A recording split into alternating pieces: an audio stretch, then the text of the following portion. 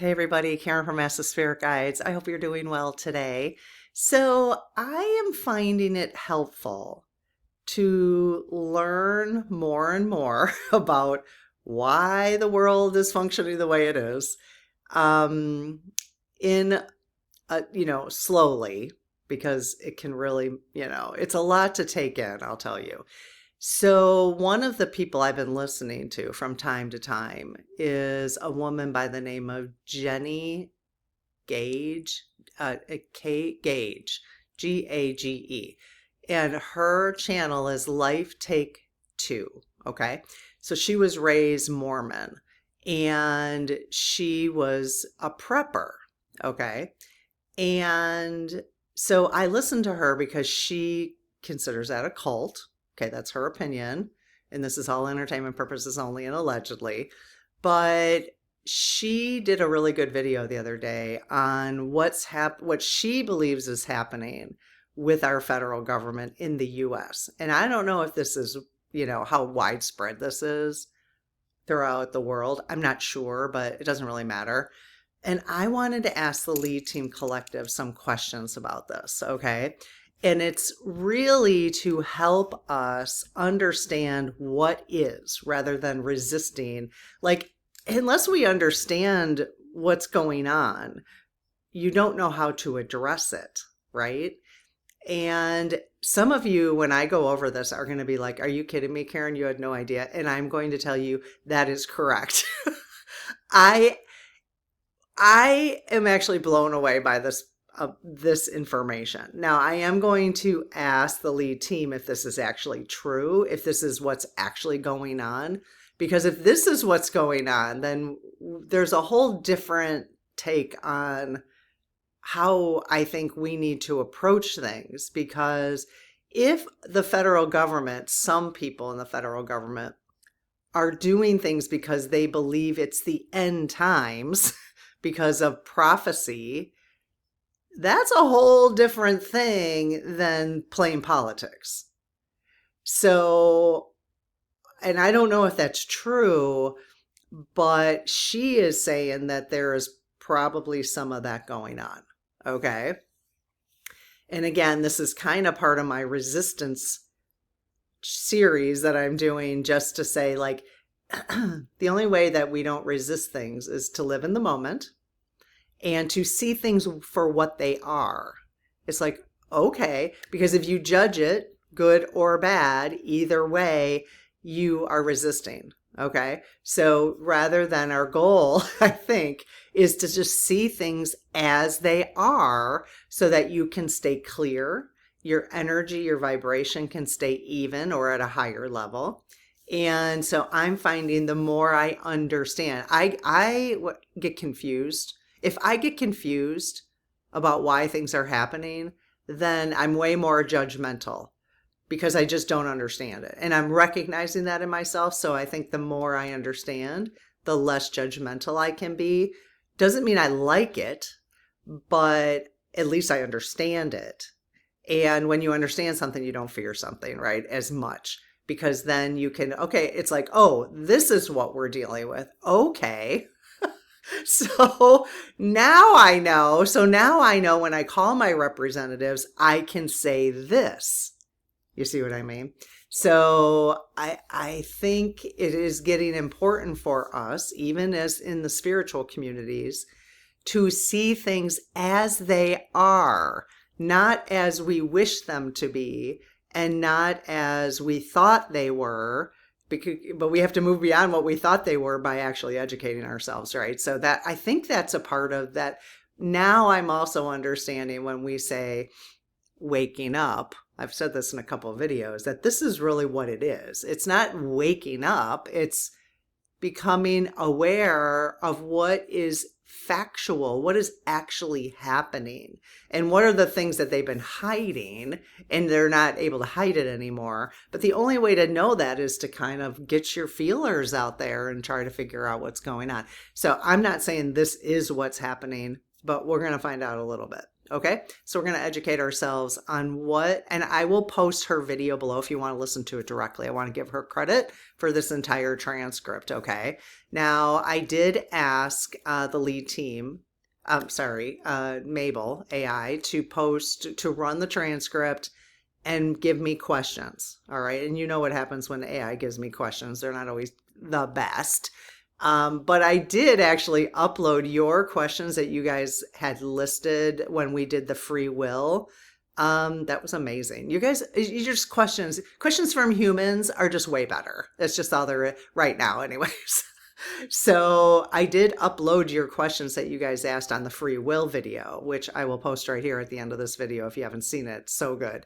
Go to like 20 minutes if you don't. I do babble in the beginning about Christy Nome. So go to about 20 minutes there if you want to just start with a free will with the SGs. Okay. But yeah, I asked Mabel, I uploaded the sample of those questions. I said, Mabel, work on this. Like, I want your questions to be as good as these questions. So she's not quite there yet, but we'll get there. Okay. Anywho, so just a reminder, this is from the YouTube channel Life Take 2. All right. Again, I'll post it in the description.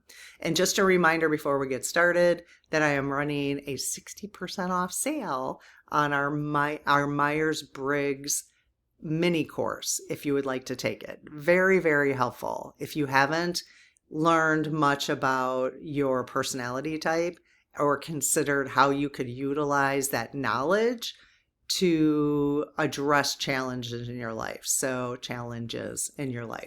Very, very helpful. So I will post the QR code right there. Okay. And the link in the description. Okay. So Jennie, her name is Jennie. She describes leaving Mormonism and the prepper end times worldview she once believed. Okay. This is where you might go, Karen, where has your head been? Or where have you been? My head's been in a hole. I've got the ostrich head in the hole, but I honestly, I'm almost embarrassed to admit this, maybe, because now I'm like, well, duh, this whole preppers thing, I had no idea it was mostly related to religion. I didn't. I just thought people were prepping because they thought our government was being stupid, like with the economy and all that kind of stuff. But I didn't know it was related to religion. Did you? I mean... So, yeah, I'm just getting so much smarter. Again, I don't know if that's 100% true for everybody because we've been talking about doing a little prepping, but maybe to the extent that these folks are prepping, maybe you tell me what you think. What is your knowledge about this? Does it have to do with some of the religions that are calling for the end times? Well, if it's going to be the end times, then just let me transition. I mean, why would you want to live in a bunker? I mean, that doesn't make any sense to me. Anyways, okay. So in that worldview, in her worldview of what she left in Mormonism, okay, and I don't think this is just Mormonism. I think she's also talking like Christian nationalists, evangelical, and actually there are members of our community who have also left those religions. So they could probably speak to this in the comments. But in that worldview, okay, the Mormonism and prepper end time worldview, wars and disasters signal prophecy unfolding. Even when they created themselves, I mean... You know what I mean? That's the question is, are they creating on themselves to get the end world, to get this prophecy unfolding quicker? I don't know. Some believers expect a tribulation before the return of Jesus. These beliefs can shape how politics and global conflict are interpreted. I mean, yeah, I'm not going to say I didn't have some sense that religion was a part of, but I never thought of it as being a part of the U.S. response to things.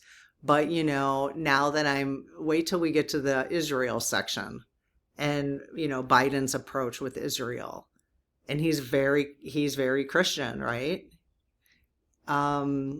it kind of makes me wonder. I don't think, I'm getting the sense that there's not a separation of church and state with our federal government. I don't know how long it goes back, but I'm getting that sense. And I guess I always thought there was, because isn't that a rule? Isn't that part of the Constitution? I mean, I guess I just assumed. That made a real big ass out of me. Okay, so, but I'm starting, it's actually helping me go, oh, no wonder. Like, even when I think of Ron Johnson, or maybe even Tammy Baldwin in Wisconsin, I don't know. I got to look at, but I think Ron Johnson is, I don't know. I just get the sense. I'm like, oh, okay. It's just helping me understand things. So we'll see. We'll see. All right. So let's ask the lead team. I'm going to say the prayer, and then I'm going to ask 5 questions about that section, and then we've got other sections. We're going to talk about the prepper mindset. Okay. Israel and the end times prophecy. I'm finding this very fascinating. War as a sign of the end. We're going to ask the lead team about that. Religion and political power, and religion and political power. Political power. Those are our last ones. Okay. I got a little cold. Someone suggested I might have COVID. I'm like, yeah, I might have it. But at this point, testing for it. I mean, I feel like I just have a cold. I don't think I could take like Pavlova or whatever it's called. I think it's too late if I did have COVID. So just because I was on a cruise, but I have never tested. I've never tested positive for COVID. So I suspect I had it right in the very beginning, though, like March. I had the March of what, 2020? Was it 2020? Right before everything started closing down. I have never had such a bad cough like I did then. I probably had COVID, but and I've always tested after that up until like today. I haven't tested now. I don't have any tests. But tell me why I should test. I mean, yeah, I'll, not go out and about, but we're not even doing that anymore, are we? I don't know. I'm a little confused by the whole thing. Because there's so many other things going on in the world. But yeah, that March of 2020, I cannot tell you. Like, I'm actually glad I didn't realize that I might have had a life-threatening illness, because, I mean, I just thought I had a bad cold. But I have never had, I mean, my lungs were wheezing. Even my husband had a slight version of it, but not as bad as I did. I had like 10 days. It was crazy. And I've never had my lungs wheeze before. And he had it slightly too, like the lungs wheezing. I'm like, listen to my lungs. Like they were literally, I could feel them wheezing. So I'm pretty sure I probably had COVID, but it was before all the tests came out and stuff. Okay. I close my aura to all but my higher self, the God consciousness, my guides, guardians, the lead team collective, and only those of the highest and purest light. And ask Archangel Michael to please protect my channel, your channel, the lead team collective, our community, so it is all of the highest and purest light. Wow, they're really excited today. Amen. Well, at least my energy is not blocking them. Holy schmoly. Hey, you guys, lead team. Are you guys just overly excited about talking about this topic? Yes? Okay.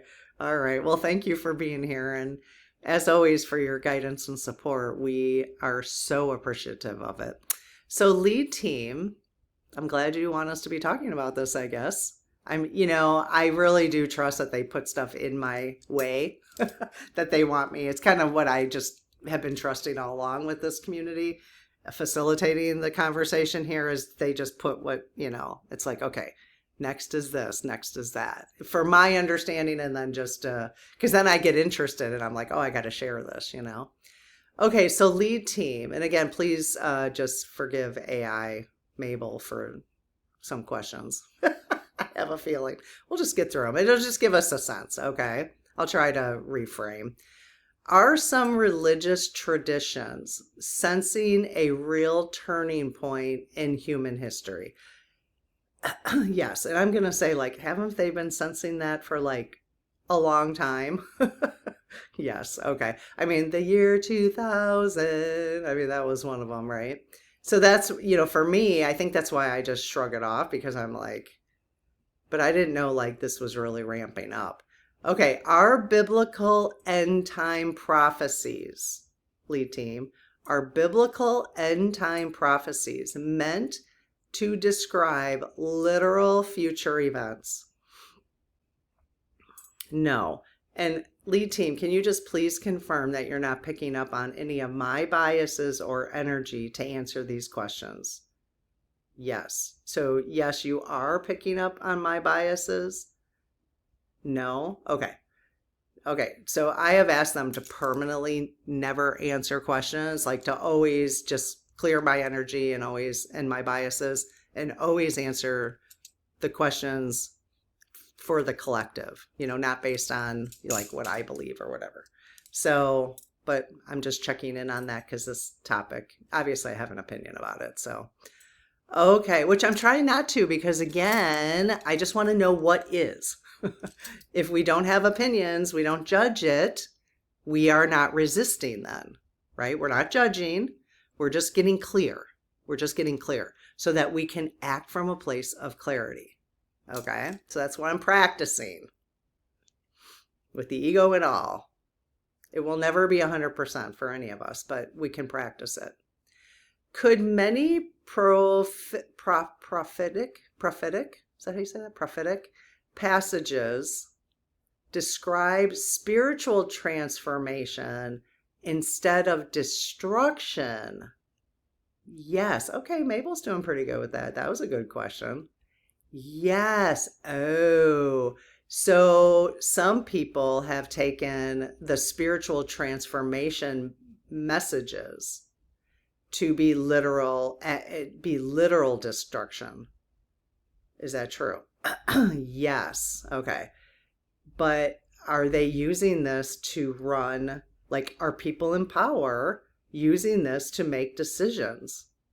Well, wow. Yes. Okay. Okay. Check in with how you feel about that. Again, we are just trying to look for clarity here. Because when I go, wow, I mean, that's a judgment, right? But, we got to we got to look at it, have our opinions about it, and then look for sitting in the moment. Because that is not good. I don't think that's good. Because again, it's their interpretation. Just like all of us have different interpretations of everybody has different interpretations of everything. So, I mean, this is going to be helpful to understand if this is what's actually going on, okay? And the more I learn about Israel, and I didn't even realize like how young Israel is. The more I'm understanding this whole thing. And again, the reason we want to do this is one, keep our vibrations higher for clarity, because we have clarity, not judgment. And we know where to go with our attention, right? Do humans sometimes interpret uncertainty as prophecy because they expect the end? Yes. Okay. And remember, these are questions based on what Jennie said from what her experience was in that religion. Okay. Is humanity entering a major transition rather than approaching extinction? Yes. Is humanity approaching extinction? No. Okay. So there we go. We don't have to have fear around that. Will ETs, anytime you hear about this nuclear stuff, okay, Bashar has said to us over and over again, if you listen to the person who channels Bashar, that ETs are interfering with any kind of nuclear event. They will not let that happen because it affects the whole galaxy. Is that true? Yes. Okay. So we can trust that even though some humans are being misguided by their humanness, that there are ETs or others who are guiding it the right way. Is that true? Yes. And is that what will prevent our extinction? Yes. Okay, wide swing on that. Okay. Okay, that's very helpful for me. To me, that's clarity, not fear. Okay? How does it feel for you?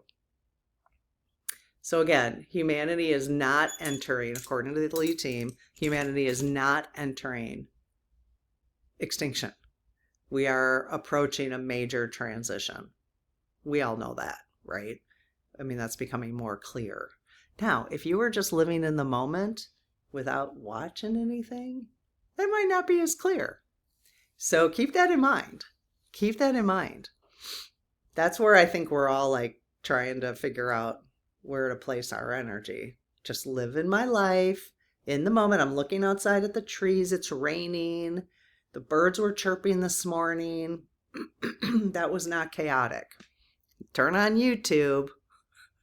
It's like, are you kidding me? It's a completely different world, right? So, that's the challenge, isn't it? Okay, so the prepper mindset. I am very interested in this. So Jennie explains that Mormon teachings led her into prepper survival culture. I'm going to guess, the more I learn, I'm going to guess like, okay, who's making all the money on the stuff that all the preppers are buying? The emergency food and all that. Who's making that money? Like, who are the owners of those companies? I'm going to suspect, although I could be completely wrong, that they are people who are driving this message. But I don't know. I'm a little suspect nowadays. Many preppers believe society will collapse before a tribulation period. I got to look up the tribulation because I don't understand what that means. Hang on a second. Okay, so tribulation, I've just never used that term before, means severe affliction, deep distress, oppression, or a trying experience. Okay, Mabel's just using a big word. Tell her not to do that. Okay, I do tell her not to do that. Or maybe Jennie was using it in the transcript. So some prepare for storing food, supplies, and survival equipment. Yeah, I've got a little bit of it, but it wasn't because of end times. Like I was doing that because, I just thought there's some nefarious things going on. And yeah, I would like a couple weeks of a little extra something in case I don't want to go outside or in case I don't feel good or whatever, and yeah, I got some. We have a, what do you call that? You can plug in case the electricity goes out because I have a freezer full of steaks. I don't want them to go bad, but I wasn't doing it because of end times. So that's interesting. So now when I look at the prepper videos, I'm going to look at them different. I'm going to be like, because I can tell that they're deeply religious, but they don't really say end times. They just say like, well, you want to be prepared. So I don't know. You tell me what you think about that.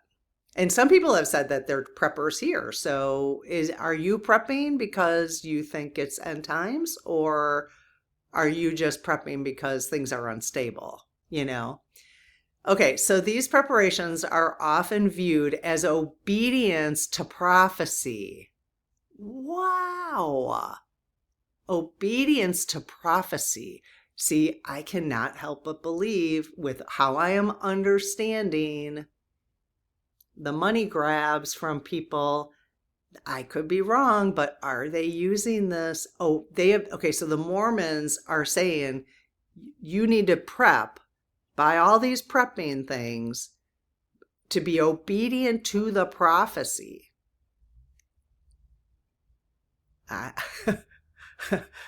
You know where I'm going with that. I mean,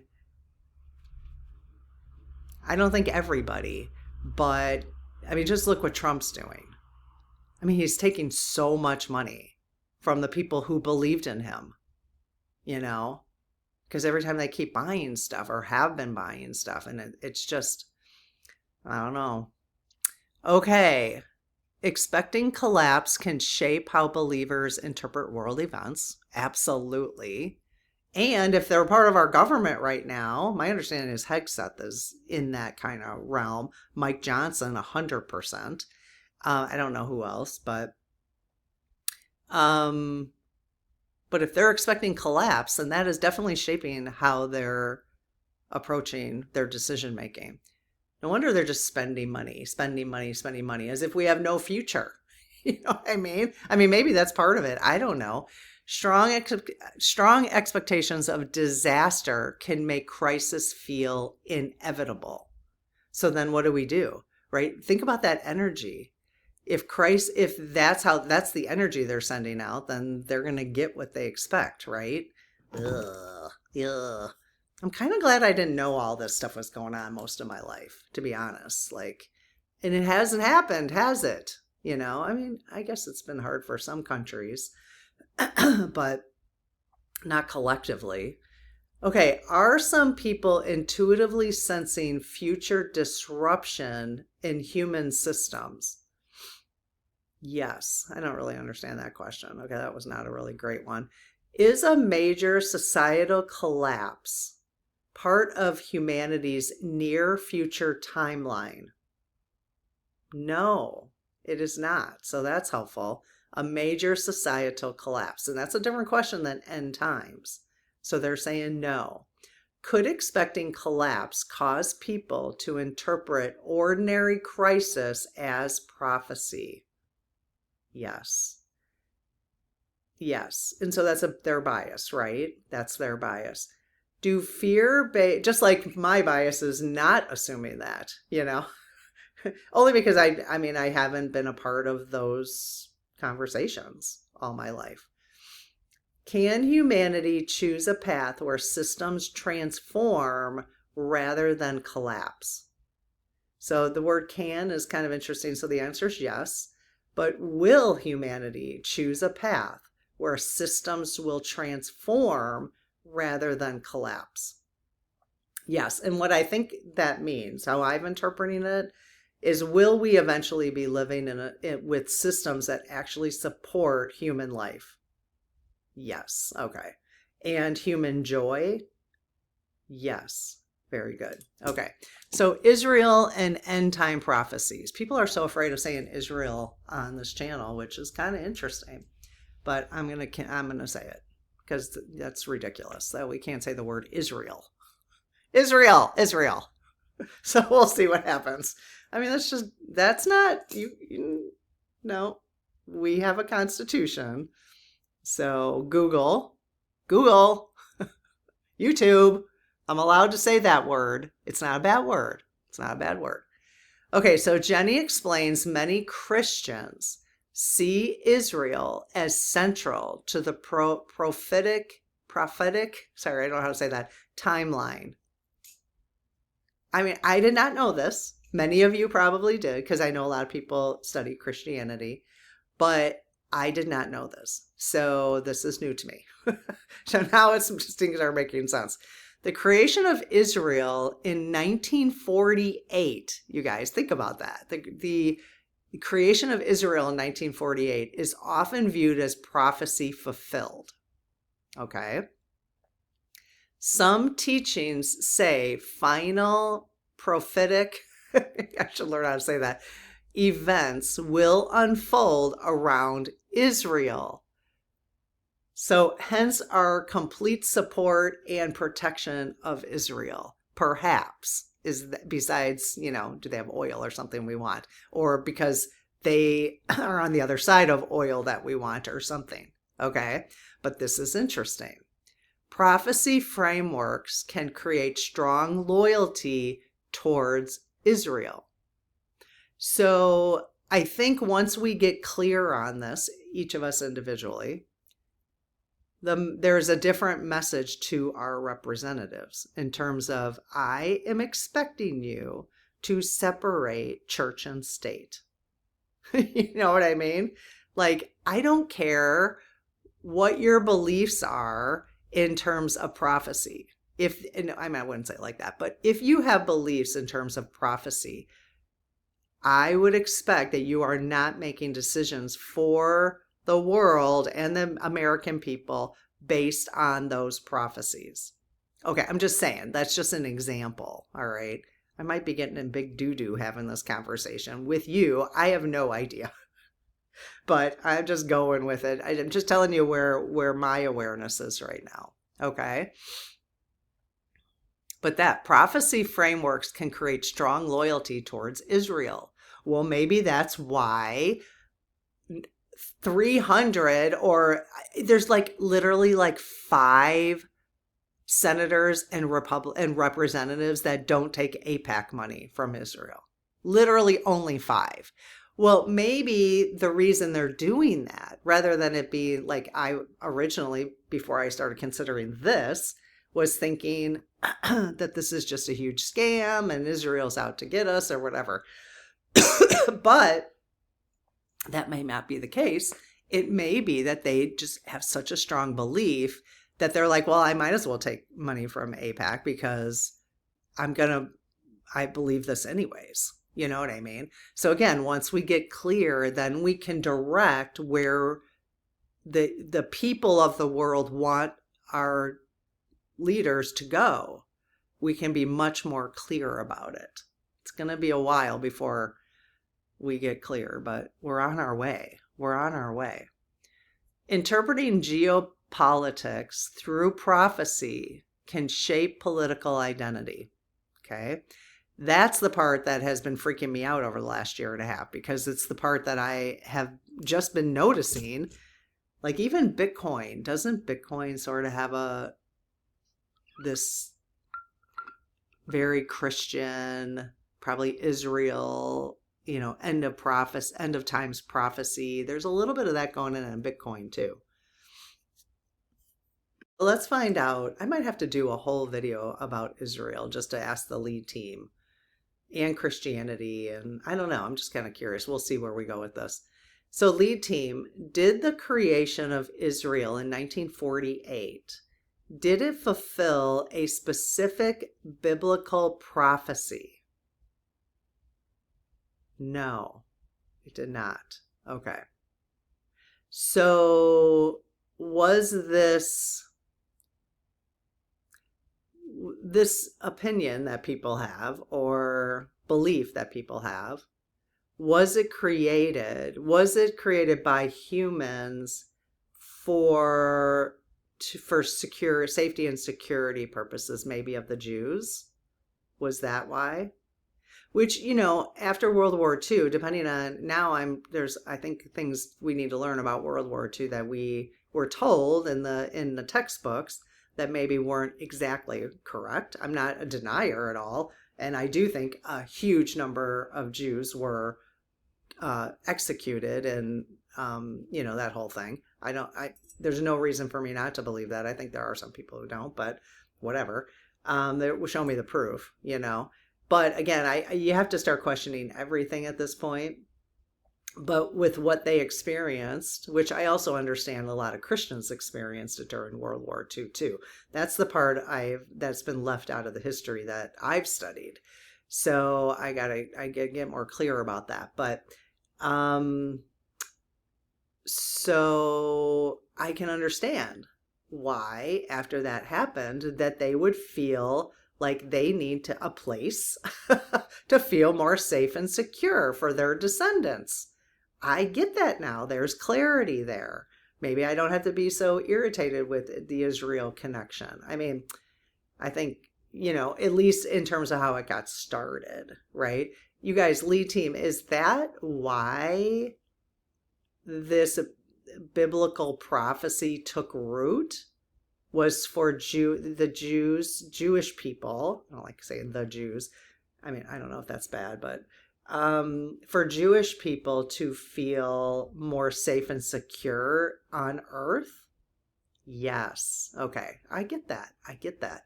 Are current conflicts around Israel connected to the end times timeline? No. So in reality, it's not? No. In their belief, is it? Yes. Okay. Could ancient scriptures about Israel be symbolic rather than geopolitical? Yes. Okay. All right. I mean, it is like this massive psychosis, this massive, we all have it in different degrees for about different things, you know. We all have it, whatever we were taught in school, that this is the way it has to be. So it's just fascinating. But there's this massive belief about something that is just a belief, that is very possible is not what God has said. Is that true? Yes, really wide swing. Because if you go back to all the other videos we've done about the purpose of being on earth and all that kind of stuff, it wouldn't align. That doesn't align with what we're talking about here, with that belief, Okay. Can prophecy traditions about Israel still guide humanity towards peace? No. Okay. Okay. So that I think is very important to consider. Remember, we're always this entertainment purposes only, and we're using our discernment. But these prophecy traditions need to be looked at, I think, from a societal perspective all over the world. These prophecy traditions. I think the other thing that needs to be looked at is protection of our cultures. That's like one of the reasons why I think people don't like immigrants, because they change the culture. People don't have the culture that they had once. Well, maybe, I mean, I get that that's nice because it feels safer, but maybe that's not how where we're moving, So I think all of that is going to have to be looked at. Okay, so Jennie describes how believers interpret wars as prophetic signs. Okay, the phrase wars and rumors of wars is often linked to modern conflicts. Escalating violence can appear to confirm prophecy unfolding. So then they don't do anything. Maybe that's why they don't do anything about it. They just kind of let it unravel. They're like, well, this is what's expected, Some believers expect conflict to increase before Christ returns. Now, I've heard that. Again, I've been hearing that for 50 years. So, and I mean, we just had one like a year ago. There was a whole group of people online who were saying it's here, and people were selling stuff and like selling their houses and stuff, and it wasn't. So then, do they start to question at that point, or do they just go, oh, the next time, right? How tied in are they to that? So viewing war through prophecy can shape emotional responses to global news. Of course, just like viewing viewing everything that's going on through our own lenses is shaping all of our emotional responses. So expecting war can make peace seem unrealistic. Yeah, that's interesting. Because then you are totally responding to what's going on in the world from a different place if you don't think peace is possible. You're like, I'm just protecting myself then. I'm not, that is interesting. That is very interesting. Okay, let's ask a few questions. We're almost done. Okay, lead team. Are modern wars, let's just say the one that's going on right now, part of a prophetic timeline for the end of times? No. Could wars simply reflect recurring cycles of human conflict? Yes. Or stupidity? Yes. Or money grabs or resource grabs is what it always feels like to me. Yes. But then are they hiding? Okay, here's the thing. Are our leaders, do they really think, do our leaders making these decisions, are they just money grabbing? Yes. Are they using end of time prophecy and all that kind of prepper prophecy or whatever for money mostly? Yes. Those sons of bitches. I'm telling you, this is the stuff we're waking up to big time, I'm not saying, are there some that really believe it? No. No way. No. Oh my gosh. Do you guys, you know how I told you yesterday that Trump and you guys had some really good information about why I feel that way, about how I felt like that about him before I really even knew who he was. It's like intuitively, I just know, which I never even considered. But I feel the same way about Mike Johnson. Does anybody else?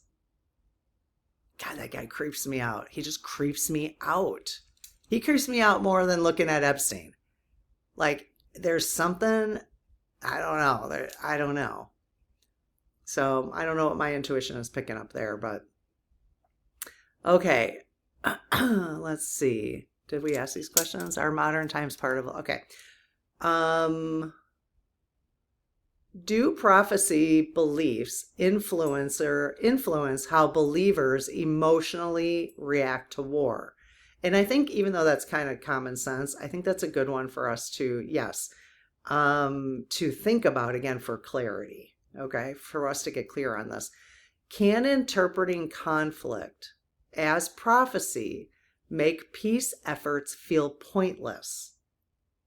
Yes. So you can imagine then, if you believe this, if you're a we the people and you believe this, okay, then maybe you're like not putting too much effort into making changes because you really believe that that's not going to help. But if you didn't believe that, maybe they would do, the people who actually believe this would take more action. They'd show up to No Kings. They'd make some more phone calls. I don't know, Is that the case, lead team? Oh yeah, really wide swing. Yes. Okay. So this unwinding of the brain washing that's been going on for many, many years, which I think, now I'm understanding that perhaps Israel needed to do what they did in the beginning, but it's gotten out of hand in terms of like this Israel and Christian prophecy stuff. It's gotten out of hand, right? Plus, then people learned over the years that they can make a lot of money when people believe this. Little stinkers. Okay, so, all right. Is humanity capable of breaking historical cycles of war? All right. Well, that's good. Yes, that's very positive. All right. Okay, last section. So Jennie argues that prophecy beliefs sometimes influence political movements. So she is saying, like from the inside, she is saying this is happening. Okay. Religious groups can mobilize voters around prophetic narratives. Charlie Kirk was doing that. And then he stopped because he started getting some ahas about the Christian and Israel connection. And I am going to put it out there as Karen the Human Learning for entertainment purposes only, that they probably are the ones who. So I'm not 100%. I'm just saying my senses are up about that and what I've been learning. So keep your eyes open for that because he started changing. And this Erica, are you following the Erica Kirk story, you guys? Wow. And I'm not even blaming her, actually. I'm getting that sense that she has been prepped. Because if you look at her whole back history, it's the thing. It is. Oh my goodness gracious. We'll see. But again, this is all really good for clarity. It's all really good for clarity. And clarity keeps our vibrations higher. Because sometimes I get people in here who say, you're causing us to slow down our timeline. I'm like, no, I'm actually not. I'm not causing us to slow down our timeline. I do not believe that anymore. What causes us to slow down our timeline is for us to not understand things and to stay in fear. That's what causes it. But when we can understand something better, and I'm not saying that we're even scratching the surface. but we got to start somewhere, right? At least this is where I'm starting. So I do not believe we're slowing down the timeline. I think this community is helping by having conversations like this now. So that's my opinion, my channel. I can have it. You can disagree with me, though, of course. Let's see. So she says, some leaders believe their actions are serving a divine plan. That's very important to understand. I think my going forward, when I write letters and make phone calls and cast a vote, is I'm going to be looking at who believes in the separation between church and state and who doesn't. Because this is why in the United States it was set up to do that, because they know that this can be a problem. Our forefathers, they had some they definitely had some issues. They were human. But, they expected these kind of things, which is why they set things up. Separation of church and state. So I got to go in there and read about it. Make sure I'm understanding it. Okay, when belief systems shape politics, they can influence national decisions. So this is coming from Jennie, okay? From inside the brainwashing. When belief systems shape politics, they can influence national decisions. Remember where Charlie was when he was executed? And what is the biggest religion there? Entertainment purposes only, and allegedly. I'm not drawing conclusions, but I am in a way, but it's an interesting look, It's really the one that we're talking about right here. So political power can amplify spiritual interpretations of world events. So political power can amplify spiritual interpretations of world events. Okay, last questions. Do some political leaders believe their decisions are fulfilling prophecy? Okay, yes, that's not good. That's not good. It's just not good. Because everybody, it just depends on, they're supposed to be representing us, Yeah. I don't need to explain it to you. That's just not good. So I'm judging it. So I'm not clear yet, meaning I'm placing a judgment on it. But now that I'm understanding it, it'll help me get to clarity. Because again, we're trying not to judge it, yes, good or bad, right? Just clarity. So just keep reminding myself. I'm catching myself. So can prophecy beliefs influence how leaders interpret global conflict? Yes. Could political power sometimes adopt prophecy language to gain support? Well, that's obvious. Yes, and that's the part that's been bothering me the most. When the whole Christian nationalist, that was like the last part of Trump's campaign, was when they got on board and they all put his and I'm thinking, oh my God, this guy is so far from that. Like, look at his whole life. There's no way. There's no way he's even read the Bible. Give me a break. Remember when he showed the Bible in his last term? It was upside down, but wasn't it upside down or something? That was something weird, which is fine. But when they placed his hands on it, that's the stuff that's kind of been freaking me out, because I haven't understood it. But And I really did intuitively feel, without understanding the details of this prepper stuff and the end time stuff, I really did feel that it was just a massive manipulation, which I think I'm right about, but we'll find out. Not from everybody, but I think it's a massive manipulation, a massive money grab, keep the masses afraid of the end times. You know what I mean? So, wow. I'm just kind of glad I worked in higher ed and my whole life was not focused on this stuff. I had a very pleasant life working with 18-year-olds, just what they could do in the world. I'm so glad I didn't focus on this kind of stuff. I can't imagine living my whole life the way it's felt in the last year or two with this awareness stuff. So, okay. So it's kind of, yeah. There will be a love story with all this. Remember, when we're making up stories, we want it to be love stories, okay? That was the guidance this month. Okay, does mixing prophecy with political authority increase the risk of conflict? That's interesting. Yes, mixing prophecy with political authority increases the risk of conflict. So keep that in mind. That's very helpful information as we move forward and make changes in the world. Okay. Can leaders hold spiritual beliefs while still choosing peaceful outcomes? Yes. Yes. I would have been kind of skeptical if they said no, but if prophecy expectations disappeared, would political decisions change? Yes.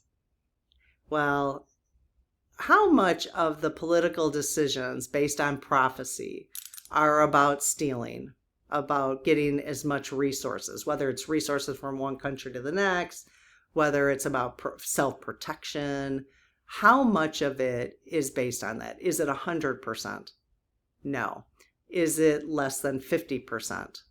No. Okay. Is it at least 75%? Yes. We got to get rid of it, you guys. We got to get rid of it. So, I don't know. We'll see. But I hope this was helpful. Again, my goal at this point is to gain as much clarity as I can for myself. And since I'm working on it myself, I'm just bringing it here and having the conversation here. So, I will see you tomorrow. Take care. Bye-bye.